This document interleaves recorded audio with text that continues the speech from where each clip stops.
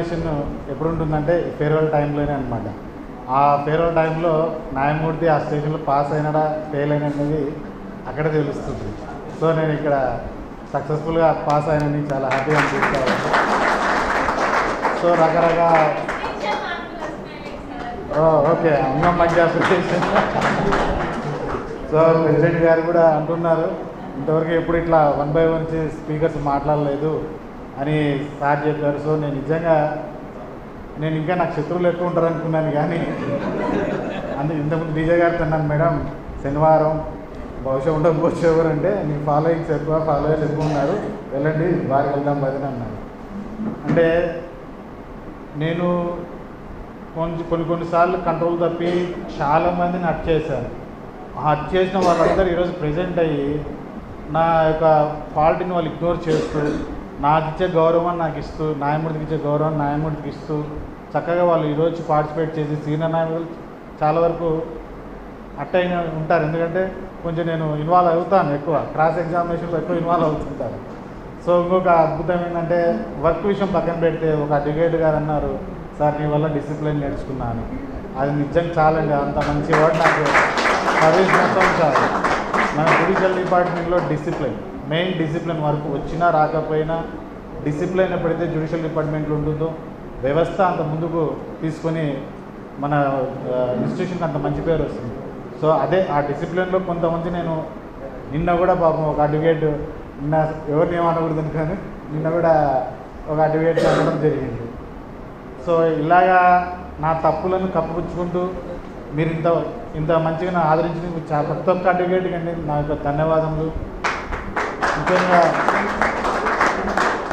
గుంటూరులో పనిచేసినప్పుడు ఒకసారి ఒక అడ్వకేట్ ఫేర్వెల్ చెప్పారు. ఒక అడ్వకేట్ ఏం చేశారంటే ఫ్రెండ్లీ మ్యాచ్ ఆడాం. ఫ్రెండ్లీ మ్యాచ్లో చాలా ఫ్రెండ్లీగా ఉన్నాం. అప్పుడు మా డీజే గారు కూడా ఏంది అట్లా అడ్వకేట్ అంతా ఫ్రీగా మూవ్ అవుతున్నాం అన్నాడు. సార్ ఇక్కడే కదా సార్ మన ఫ్రెండ్లీ మ్యాచ్ ఫ్రెండ్లీగా మూవ్ అవుతామని. నెక్స్ట్ రోజు బెయిల్ వేస్తాడు, బెయిల్ డిస్మిస్ అయింది. ఇంకా బార్కి పోయిండు. ఆయన నమ్మి నేను నిన్న ఫ్రెండ్లీగా మాట్లాడాడు, బెయిల్ వేసి డిస్మిస్ చేశాను. బెంచ్ మీద వేరే విధంగా ఉంటాడు, out of the bench of the bench వేరే ఉంటాడు. అది న్యాయమూర్తి ఒక లక్షణం.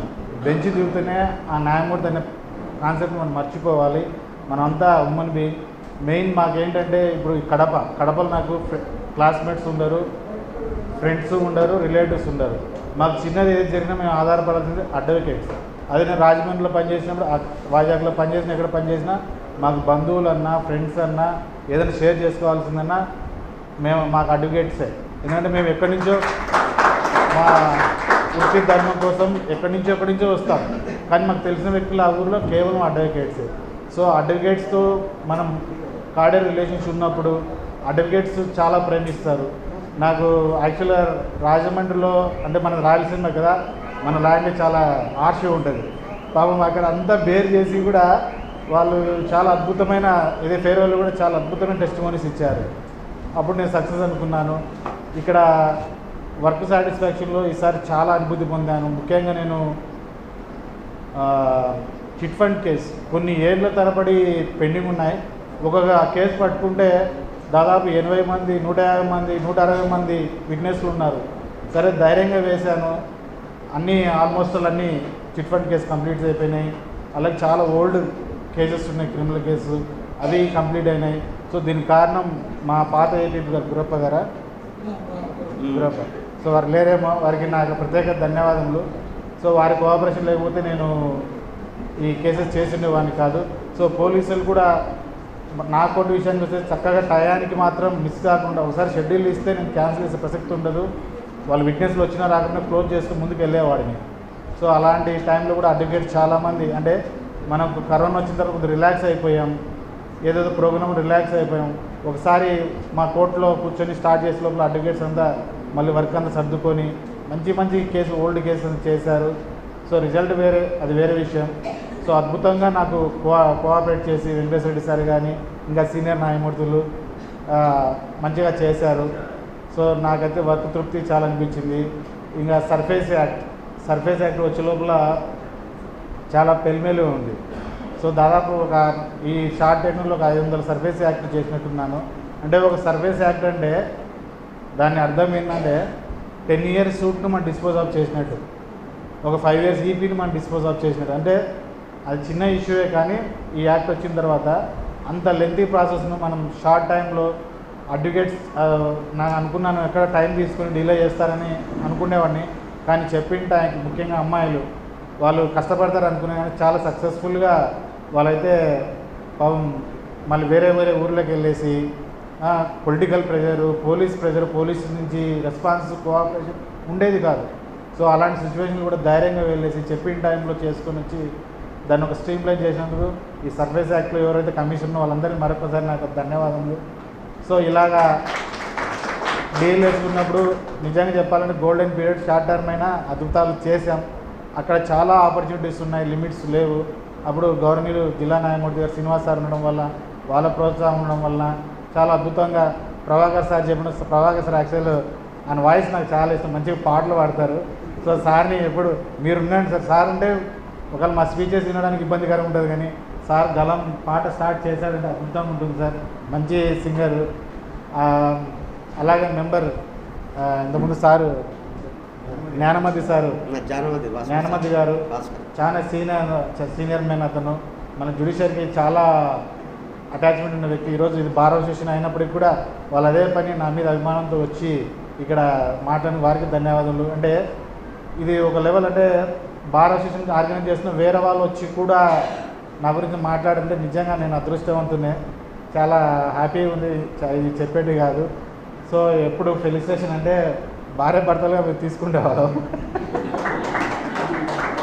సో పోయినసారి కూడా సుబ్రహ్మణ్యం సార్ చేశారు, సార్ మీరు అలా పోయి నెల్లూరు జిల్లా వచ్చాను అన్నాను. సో అలా పోయి ఇలా వచ్చాను అన్నాను, కానీ సార్ అంత జిల్లా జడ్జికి రామన్నారు. అంత దైవచిత్తం ఉంటే మరొకసారి నేను భారతదేశంలో పనిచేయడం నాకు చాలా హ్యాపీ అనిపిస్తుంది. సో రావడానికి భగవంతుని సంకల్పం ఉంటే కంపల్సరీ వస్తాను. సో ఇంత టైం అవుతున్నప్పటికి కూడా అందరు కూర్చొని చక్కగా నా ప్రోగ్రామ్ సక్సెస్ చేసిన మరొకసారి అందరికీ, ముఖ్యంగా సీనియర్ అడ్వకేట్స్కి, ప్రతి ఒక్క ఆఫీస్కి, ప్రతి ఒక్క అడ్వకేట్ క్లర్క్కి. ఎందుకంటే ఫస్ట్ నేను వచ్చినప్పుడు అడ్వకేట్ క్లర్క్ని పీడిఎం ఉన్నప్పుడు ఫస్ట్ అటాక్ చేసింది అడ్వకేట్ క్లర్క్ని. కాల్ వర్క్ నడుస్తుంది, అడ్వకేట్స్ ఎవరు ఉండరు, వీళ్ళే అంతా ముందు ఉంటారు, వీళ్ళే కాల్ వర్క్ అంతా చేస్తున్నారు. నాకు అనిపించేది ఏంటి అంతా వీళ్ళే చేస్తున్నారని. అప్పుడు లైన్ గీసాను, మీరు అడ్వకేట్ క్లర్క్లు మీ ఆఫీసులో క్లర్క్లు కోర్టులో కాదు, అందరు బ్యాక్ వెళ్ళిపోండి అన్నాను. సో అంతా బ్యాక్ నుండి రిప్రజెంట్ చేశారు. మళ్ళీ సురేష్ గారు క్లర్క్ ఉన్నారు, ఈసారి అడ్వకేట్గా వారిని చూశాను. మళ్ళీ నెక్స్ట్ టైం వచ్చి వాళ్ళు పిహెచ్డీ చేస్తా అన్నారు. సో నెక్స్ట్ వాళ్ళు డాక్టర్ సురేష్ కుమార్ గారిని చూస్తామని ఆశిస్తాను. ముఖ్యంగా జూనియర్ అడ్వకేట్స్ చెప్పేది ఏంటంటే జ్యుడిషియల్ డిపార్ట్మెంట్లో చాలా మంచి అవకాశాలు ఉన్నాయి. రెగ్యులర్గా మనకి తక్కువ కాకుండా అతి తక్కువ 50 పైన పోస్టింగ్స్ పడుతున్నాయి. దయచేసి జూనియర్ అడ్వకేట్స్ మీరు కూర్చొని డైలీ ఒక 6 hours కేటాయించండి, చాలా భవిష్యత్తు ఉంది. సో మీ శాలరీస్ మంచి శాలరీస్ ఉన్నాయి. కొంతమంది నేను ఎక్స్ప్లెయిన్ కూడా చేశాను ఏమేమి పరీక్ష ఉంటాయో, ఎలా ఉంటుంది, ఫ్యామిలీ ఎలా సుఖపడుతుందో, ఇవన్నీ ఉంటాయి. యాక్చువల్గా రాయలసీమలో తిరుపతి తర్వాత కడప నుంచి ఎక్కువ జ్యుడిషియల్ ఆఫీసర్స్ వచ్చేవాళ్ళు. సో ఈ మధ్య కొద్దిగా గ్రాడ్యువల్ తగ్గింది. సో మరొకసారి చాలామంది కొత్త ఫేసెస్ కనబడుతున్నాయి. దయచేసి మీరు కాన్సన్ట్రేట్ చేయండి, ఆఫీసర్ కావడానికి మాత్రమే సాశక్తులు పడింది. వేరే డిపార్ట్మెంట్లో రెగ్యులర్గా రిక్రూట్మెంట్స్ లేవు, మన డిపార్ట్మెంట్లో మాత్రమే ఉన్నాయి. కాబట్టి ఆ సద్వినియోగం చేసుకోండి. ఏం లేదు, జస్ట్ ఇప్పుడు ఐఏఎస్లు ఐపీఎస్లు కావాలంటే కొన్ని లక్షల మంది రాస్తారు, చిన్న అటెండర్ పోస్ట్ చేయాలని కొన్ని లక్షల మంది వస్తారు. అదే మన ప్రొఫెషన్కి వచ్చే లోపల మ్యాక్సిమం 1000 కూడా దాటరు. ఆ 1000లో సెటిల్ అయిన అడ్వకేట్స్ ఒక 300 మంది ఉంటారు, ఎగ్జామ్కి వచ్చే లోపల 200 మంది ఉంటారు. సో మీరు పక్కగా ప్లాన్ చేసుకొని, ఇంగ్లీష్ మీడియం ఉన్న వాళ్ళకి చాలా మంచి అడ్వాంటేజ్. సో ఇంగ్లీష్ మీడియం ఉన్న వాళ్ళు దయచేసి కోచింగ్ లేకపోయినా వాళ్ళు సర్వైవ్ అయ్యి రాయగలుగుతారు, ఆ నమ్మకం నాకు ఉంది. సో దయచేసి ఇలాంటి ఆపర్చునిటీ మన జ్యుడిషియల్ డిపార్ట్మెంట్ ఉంది కాబట్టి ఇప్పుడు ప్యాటర్న్, ఎగ్జామ్ ప్యాటర్న్ చాలా చక్కగా ఉంది. అంటే మంచి వర్దీ ఆఫీసర్స్ వస్తున్నారు. సో జ్యుడిషియల్లో చాలా వర్దీ ఆఫీసర్స్ కావాలి. సో యంగ్స్టర్స్ చాలామంది ఇప్పుడు అమ్మాయిలు పక్క పెరిగిపోయారు స్ట్రెంత్. లాస్ట్ ఫేర్వెల్లో లేరు ఇంతమంది, అంతా జెంట్సే ఉన్నారు. సో గ్రాడ్యువల్ అమ్మాయిలంతా లా వస్తున్నారు, చాలా హ్యాపీగా ఉంది. అలాగే ఆఫీసర్స్ కూడా మా సైడ్ అంతా పెరిగిపోయారు.